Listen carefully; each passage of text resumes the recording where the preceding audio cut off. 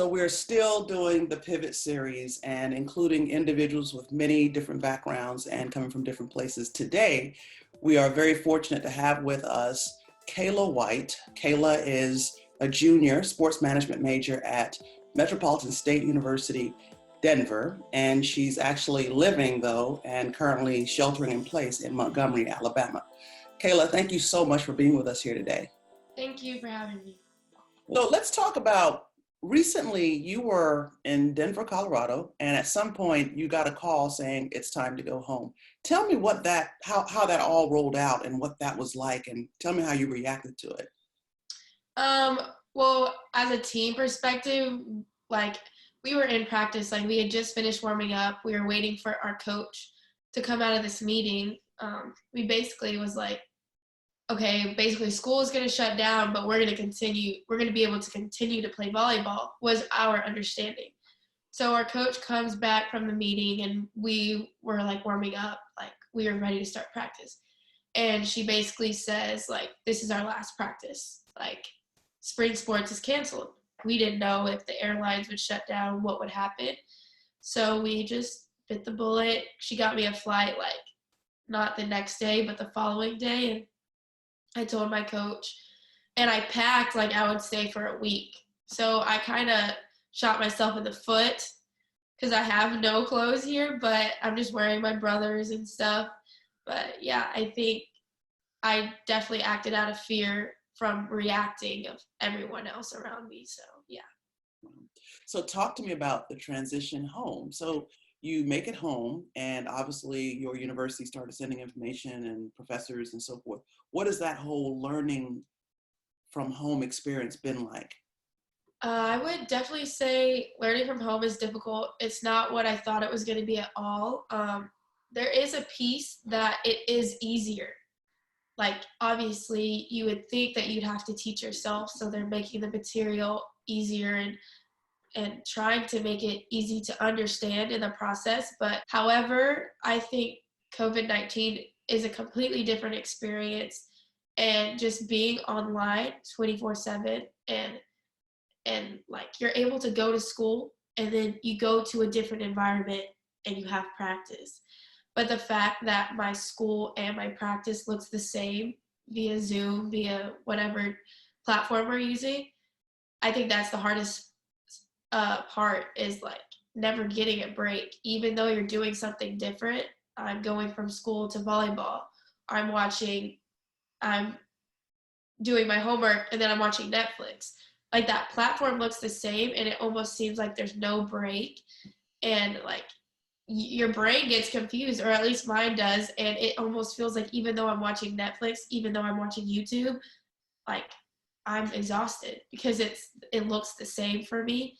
And so like there is a lack of motivation in the process that I've had to kind of fight off. And there is just a sense of I just want to go outside and lay outside, and it's exhausting even though it feels like you're doing nothing. So yeah. So talk to me about practice. You mentioned that you haven't really skipped a beat as it relates to your academic, but it's also clear that you're still engaged in volleyball. Like, what does that look like? I mean, I get it's on the screen, but give me a sense of the kinds of activities you're doing solo, but with your teammates and coach via online mechanisms. We had practice at the same time every day, which is 2:30 to 3:30, 4:30, whatever the case may be. Basically, we just kept that time open. And when we're done with practice, done with classes, we just open up the Zoom call and we do a lot of video, like watching film, and we'll talk about it. It's called a chalk talk.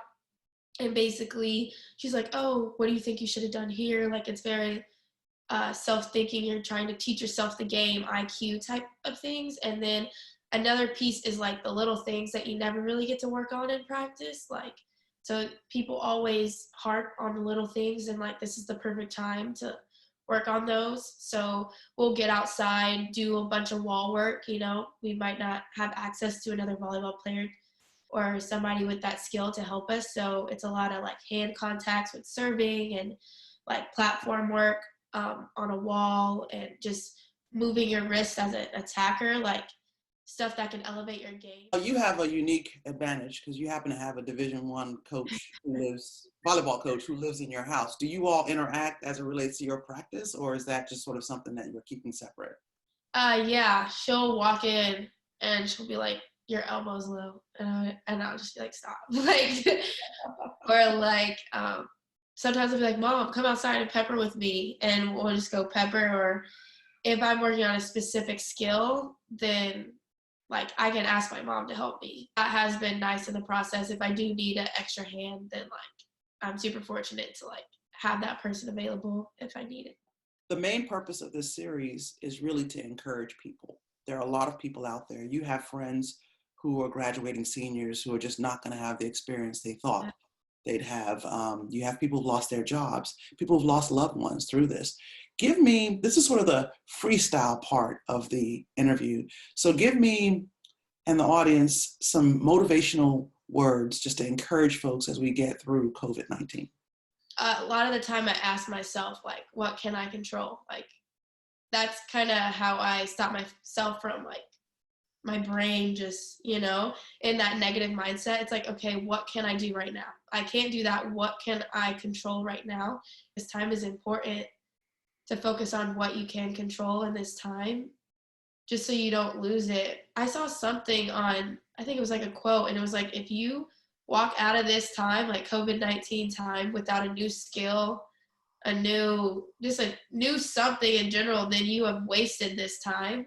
And so that's kind of how I walk. Like, I want to be able to hit a different shot if I'm on the court next time. Or like, I was so stressed about taking the LSAT, and like, this is the time for me to study. Like, this is everything I could have asked for before taking the LSAT, like in an infinity amount of time to study. And it's kind of what has allowed me to continue. It feels like a lot, but I just try and focus on like the little bit that I can control. So. Fantastic. Well, Kayla, I cannot thank you enough for taking time out of your screen schedule to give me some screen time. This has been a great experience, and I know that you've shared some great things that I think people will really glean from. I want to encourage you to keep going and keep doing what you're doing, and I expect nothing but great things. So thank you for making the time. Thank you so much.